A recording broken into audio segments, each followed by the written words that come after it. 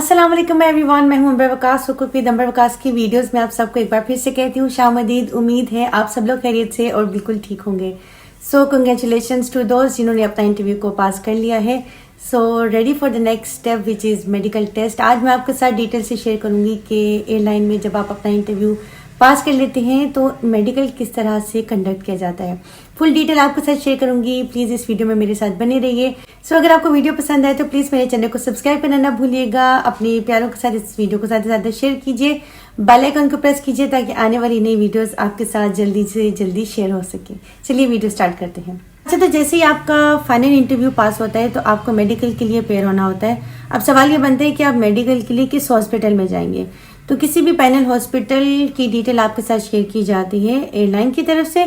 आप उस given time पे खुद को वहाँ पे अपेयर करते हैं और आप अपने सैंपल देते हैं। जाने से पहले, जैसे अगर मैं सोचूं तो मुझे भी जाने से पहले बहुत ज़्यादा परेशानी हो रही थी कि आप सोचते हैं कि मुझे कोई बीमारी तो नहीं है, अगर मेरा मेडिकल पास ना हुआ तो मैं क्या करूँगी, और अगर मैं क्लियर ना कर सकी तो फिर क्या होगा। तो मैं आपके साथ इसकी फुल डिटेल शेयर करूंगी। सबसे पहली बात है कि घबराने की कोई भी बात नहीं है। आप खुद को वहाँ पे अपेयर करेंगे तो सबसे पहले जो है वो आपका साइट टेस्ट किया जाता है। आपकी नज़र का टेस्ट किया जाता है कि आपकी जो नज़र है वो 6x6 होनी चाहिए, और अगर थोड़ा बहुत आपकी नज़र ऊपर नीचे है, कम है, तो इसमें कोई मसला नहीं है। आपको ग्लासेस लगाने की भी परमिशन दी जाती है। आपकी नज़र जो है वो ख़राब नहीं होनी चाहिए। आपका प्रॉपर वैसे ही नज़र का टेस्ट किया जाता है जैसे आप किसी भी जो है वो आई स्पेशलिस्ट के पास जाते हैं। नंबर्स आपके क्लियर होने चाहिए, कलर्स आपके क्लियर होने चाहिए, आपकी विजिबिलिटी बिल्कुल क्लियर होनी चाहिए। और दूसरे नंबर पे आपका हेयरिंग टेस्ट किया जाता है। हेयरिंग टेस्ट में आपको हेडफोन्स पहनाए जाते हैं, और हेडफोन्स पहनाने के बाद आपको एक बहुत ही लो पिच की जो है वो आवाज़ आती है। जैसे ही आपको वो बिल्कुल हल्की सी मध्यम सी लो पिच की आवाज़ आप कैच करते हैं तो आप अपना हाथ जो है वो रेस करते हैं। मतलब आपको एक बटन भी दिया जा सकता है कि जैसे ही आप आवाज़ सुने तो आप उस बटन को दबा दें या आप अपना हैंड रेस करें, और जिससे पता चलता है कि आपकी जो हियरिंग पावर है वो स्ट्रांग है। उसके बाद जो है वो आपका जो है वो ECG किया जाता है कि आपको कोई हार्ट की बीमारी तो नहीं है।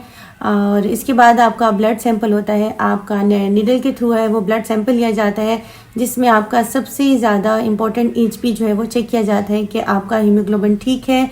उसकी रेंज जो एक्सेप्टेबल लेवल पे होनी चाहिए वो उतनी ही होनी चाहिए। और अगर आपका जो हीमोग्लोबिन है वो अगर लो है बॉडी में तो आपको कुछ टाइम पीरियड दिया जाता है ताकि आप उसको अच्छी डाइट से जो है वो रिकवर कर सकें, और दोबारा आपका वो फिर रीटेस्ट दिया जाता है। जैसे ही वो रेंज में दोबारा आएगा उसके फिर आपको जो है वो कंसीडर किया जाता है कि आपका मेडिकल क्लियर है। अच्छा, उसके बाद जब जो बेसिक में आपको ये बता रही हूँ कि बेसिक में आपका जो है वो फुल बॉडी एक्सरे भी किया जाता है ताकि देखा जा सके कि आपको किसी भी किस्म की बोन्स की कोई बीमारी तो नहीं है, आपके जॉइंट्स ठीक हैं।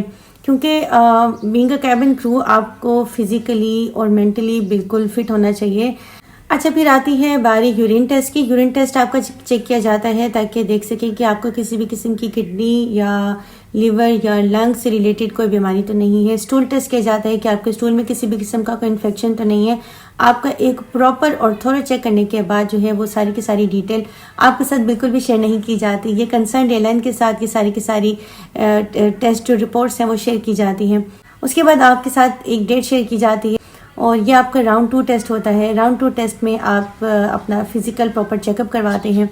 सीनियर फ्लाइट सर्जन जो है वो चेक करती है कि आपकी बॉडी पे किसी भी किस्म के स्कार्स, टैटूज या सर्जरी के मार्क्स या बर्न्स के मार्क्स तो नहीं है जो कि विजिबल हो सके आपके यूनिफॉर्म में। If they are visible through your uniform, तो अगर आपके यूनिफॉर्म में विजिबिलिटी होती है तो वो बिल्कुल भी एक्सेप्टेबल नहीं होते। तो एक बात को और याद रखिएगा कि एयरलाइन में यूनिफॉर्म में किसी भी किस्म की जॉब में जो कि आपके यूनिफॉर्म को रिप्रेजेंट करती है उसमें टैटूज़ जो है वो बिल्कुल कॉम्प्रोमाइज़ नहीं किए जाते। सो आपका मेडिकल इस तरह से क्लियर किया जाएगा। और अगर आपको लगता है कि आपको अल्लाह ना करे यूरिनरी इन्फेक्शन आ गया, आपका HP लो आ गया, तो आपको थोड़ा सा टाइम दिया जाता है।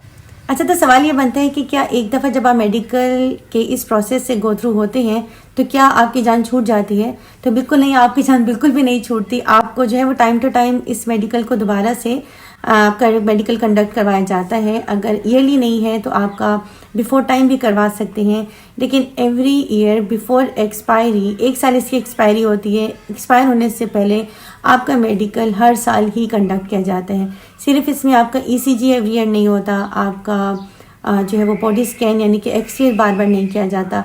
बाकी आपका स्टूल टेस्ट, यूरिन टेस्ट और ब्लड टेस्ट, HP टेस्ट, ये सारे के सारे टेस्ट जो हैं वो आपके साल में एक दफ़ा ज़रूर किए जाते हैं, ताकि एविएशन को पता चल सके कि आपको किसी भी किस्म की जो है वो फिज़िकली कोई डिजीज़ या कोई बीमारी नहीं है और आप एक fit to fly cabin crew की तरह काम कर रहे हैं।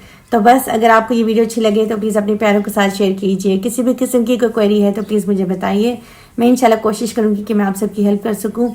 अपना और अपने प्यारों का ख्याल रखिए, मुझे अपनी दुआ में याद रखिए। मेरी तरफ से अल्लाह हाफिज़।